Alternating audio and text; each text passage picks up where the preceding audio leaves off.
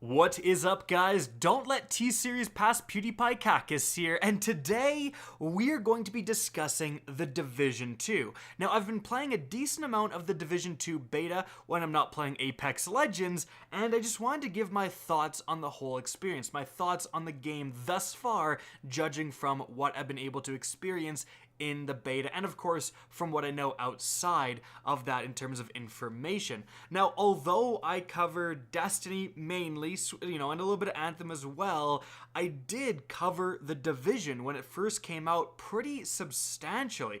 But at the time I was doing Division and Destiny and also in university, and basically one of those things had to go, and it ended up being The Division. The Division 1 just kind of died out in that first summer. It didn't have as substantial as an endgame. However, it made a miraculous recovery. Like, with update 1.8, and I actually did come back. I got it for the PC around, not last Christmas, the Christmas before last, and played the crap out of it with update 1.8, and really fell in love with the game again. So, it improved drastically, and with Division 2, unlike Destiny 2, they seem to have learned and build upon those improvements to craft their proper sequel. But the thing is, when you're looking at the Division 2 and the Division 1, and you're looking at it as a whole package and you're thinking, well, what are the big changes between these two games? What are things that really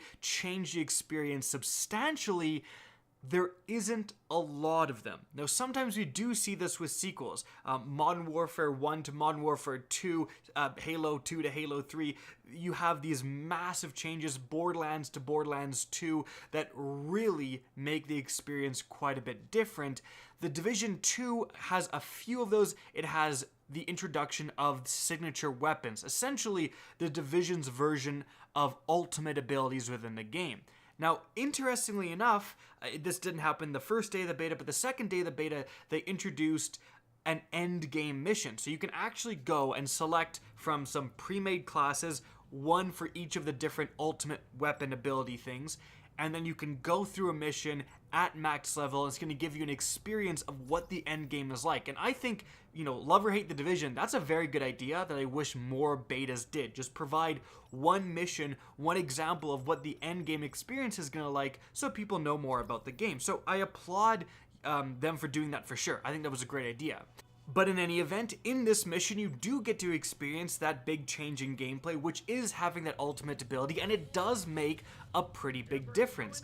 I played the grenade launcher guy, and when I had my grenade launcher, whew, it did some work. It was very good at clearing out large groups of enemies, and when I didn't have my grenade launcher, I missed it almost immediately. Now, how you get grenade launcher ammo, and this is going to be same for if you pick the grenade launcher guy, the explosive crossbow guy, or the 50 cal sniper rifle guy, is essentially you just kill enemies and randomly they have a chance to drop ammo for your signature weapon, and then you use your signature weapon to destroy big guys. And that's it. Now, there are some problems with this system. Number one, you're not unlocking these signature weapons until you reach the end game, until you reach max level apparently. So one of the big changes between Division 1 and Division 2, you don't get to experience until quite a long while after you've started playing the game, which I'm not 100% sure about. But that aside, another thing I don't really like is the fact that you just have to kill enemies and they randomly drop ammo. So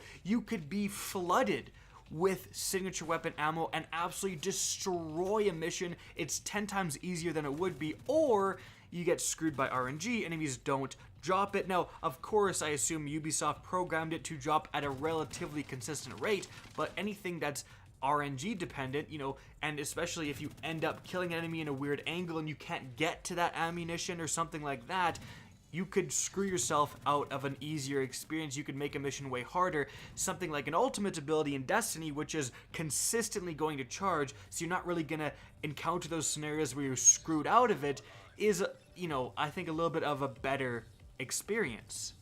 But aside from those endgame weapons, the other big change coming with the Division 2 is the brand new setting, Washington, D.C., and all of the things that world has to offer, in the sense that there's a lot more to do. It feels like more of a living, breathing, evolving world in the Division 2 than it did in Division 1. In Division 1, you kind of just had your base of operations and you went out into New York and did stuff.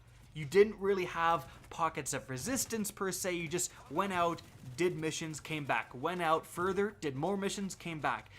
The Division 2's world seems a lot more dynamic. You can go out and find civilian settlements, and then you have to do certain missions for those settlements. You can offer them and give them things like I gave them my gloves. I had to stop a public execution. I gave them some crafting materials to let them do a certain project, and then the more projects you do, the better the settlement becomes, the healthier it gets, and of course you get experience for doing that.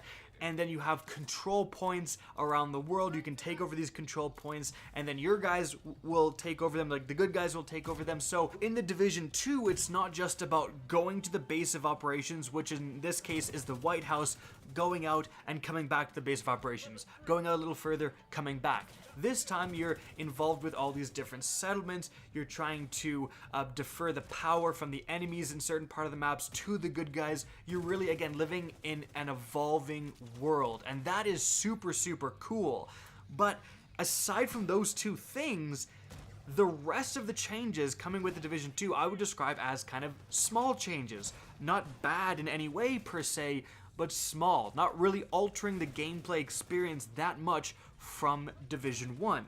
Now, some of those small changes that I do really like are, number one, the fact that you're not looting attachments anymore. So if you have a weapon, let's say you have your MP7 and you want an extended magazine, you can't actually go out and loot an extended mag for it. You have to acquire the extended mag blueprints for that caliber.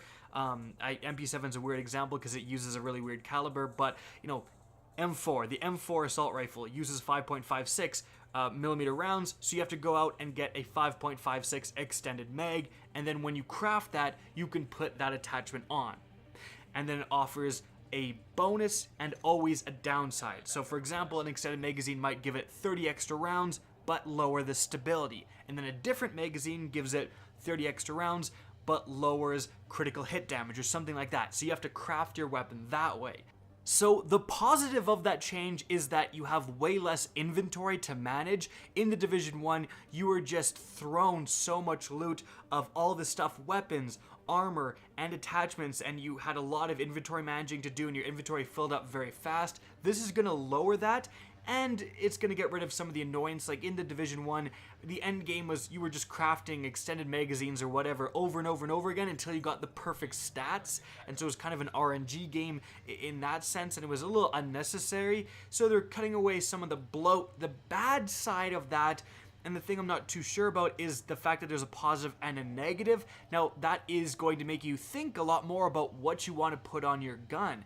Do I really want this increase to stability if it's going to lower headshot damage, for example, right? That's kind of cool, but I've seen this kind of attachment system backfire with Battlefield 4. In the beginning of that game, all the attachments were positive. You'd always load up your gun with attachments, and there was still choice involved, but then they introduced the fact that all the attachments had a positive and a negative, and as a result, you'd often run a sight and, barely anything else. You'd often not run attachments, and it was introduced to try to include more diversity into builds, but it ended up just everyone running the same thing, which was a sight and, the magazine attachment that had the least downside. And that was basically it. And so it actually took away the diversity of the game. So let's hope that Ubisoft balances the attachment system better. Another one of those small changes is the idea of branded armor. So now you can have kind of mini set bonuses with your armor. When you get a pair of gloves, for example, they could be no brand and they just offer a certain random benefit.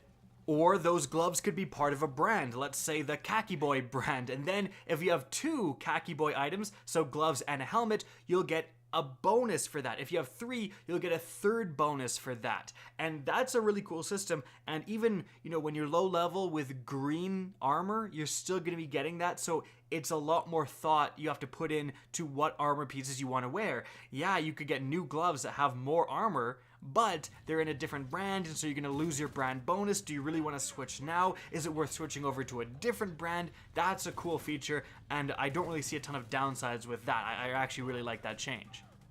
Now, some more changes include normalizing gear in the dark zone. So basically, if you have higher level gear, kind of like Destiny, it doesn't really matter what light level you are per se. In normal Crucible, all the gear is of the same light level. The Division is kind of doing the same thing, so level advantages won't really matter that much. But obviously, if you have higher quality gear, if you have a gold weapon that has all those perks are going to be active, and you're going to be dump trucking on someone who has a green weapon, right? But, you know, that's an interesting change. Some people are gonna love that. They're gonna let them compete more in the dark zone. Some people are gonna hate that. The people who like getting those level advantages and, you know, think that their time in the game should be rewarded. That's more personal preference.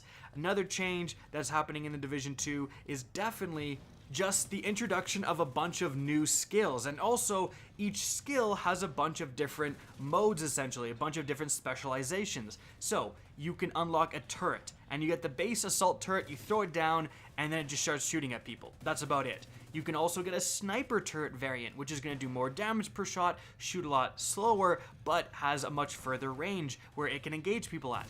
Then you've got some crazy stuff. You have a turret that shoots out grenades, but you have to specify where those grenades shoot. So you have to put down your turret, and then you have to actually click where you want that turret to shoot.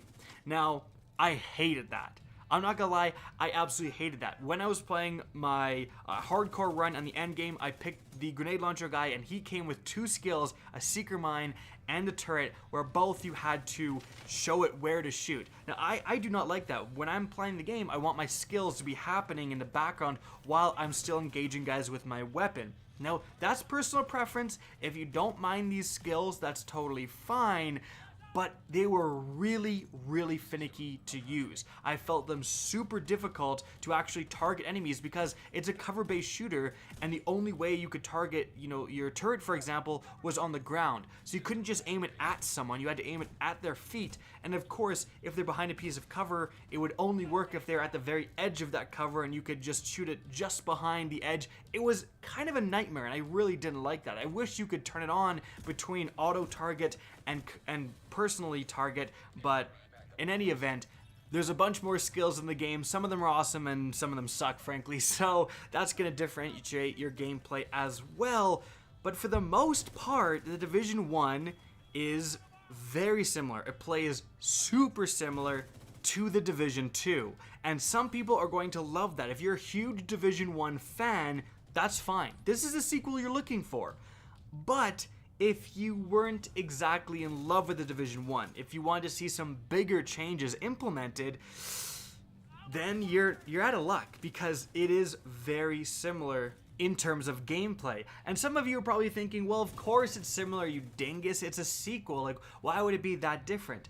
But I don't know. I mentioned this because at E3, when I got to play Anthem and the Division 2, I just couldn't stop thinking about Anthem, because it is a genuinely different experience of a game. Like, you're flying around, you're doing all this crazy stuff that you aren't able to do in most other games. So if you're looking for that new experience, Division 2 isn't necessarily it.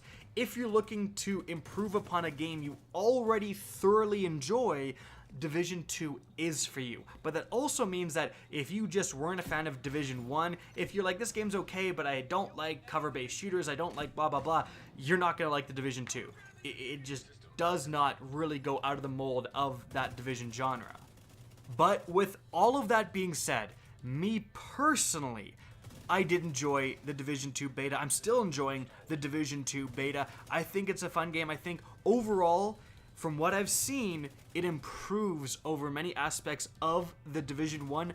It's not all improvements. Like, I hate the personally targeting skills. I'm not 100% sure about the attachment system having negatives, stuff like that. But overwhelmingly, it does seem like improvements. So it's definitely a game I'm going to be picking up. I hope you guys enjoyed this video, found it informative, found it interesting, and if you did, please remember to help me out by simply rating and especially sharing this video. If you guys want to see more Division 2 content, let me know in the comment section down below. And if you guys want to get in touch with me and keep up to date with the latest channel activity, the best way is to follow me on Twitter at RickCacus. That's linked in the description down below. Again, I hope you enjoyed the video, and as always, have a good day.